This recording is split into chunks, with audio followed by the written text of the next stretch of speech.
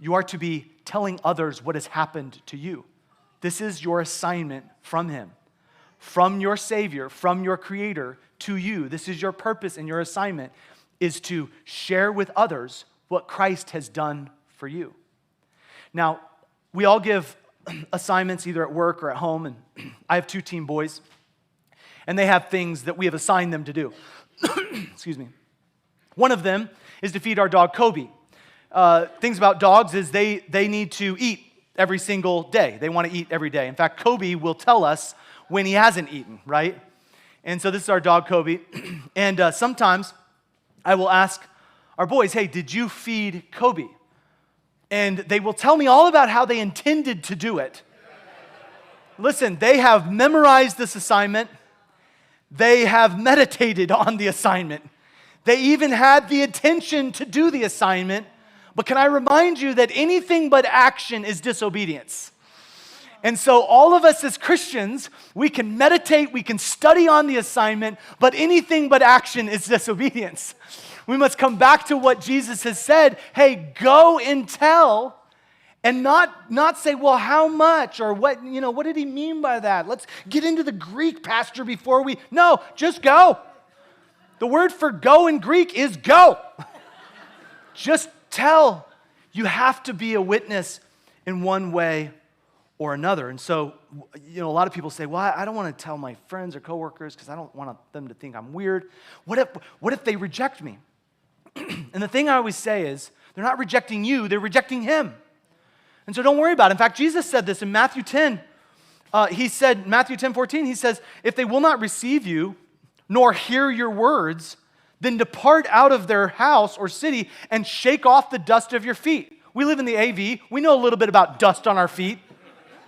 The reason why Jesus said this is because if you walked a ways to tell someone, you would have dust on your feet. That was the price it took in order for you to get to that person. And so he was like, don't worry about the price that it took to get to them, even though they rejected you. Just shake it off and go tell someone else. And I just want to encourage you that if your neighbor, when you invite them to Easter, or when your coworker, when you say, hey, do you have anywhere for Easter? When you are writing that text, if you're an introvert, if you're writing that text to your friend, or you're saying, hey, have you ever thought about going to church? Or can I tell you what Jesus has done for me? If you're having those conversations and they're like, no, man, don't tell me about that. Okay, shake it off and go on and tell someone else, okay? It's just really good advice from Jesus, all right? Shake it off and go tell someone else about Jesus. The way that Paul said it, he said, I am not ashamed of the gospel of Jesus Christ.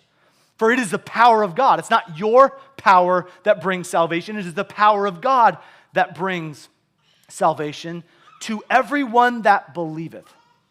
Salvation comes to those not who go to church, not who are really good, and hopefully their good outweighs their bad. Salvation comes to those who believe that Jesus is the way for salvation. That is the only way. It's a gift of grace. By the way, grace is not earned. The moment you add a doing to grace, it is no longer a gift. We do not make our kids work for their Christmas presents.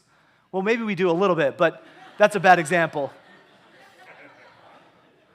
When you give a gift, the implication is that they didn't work for it. It is not earned.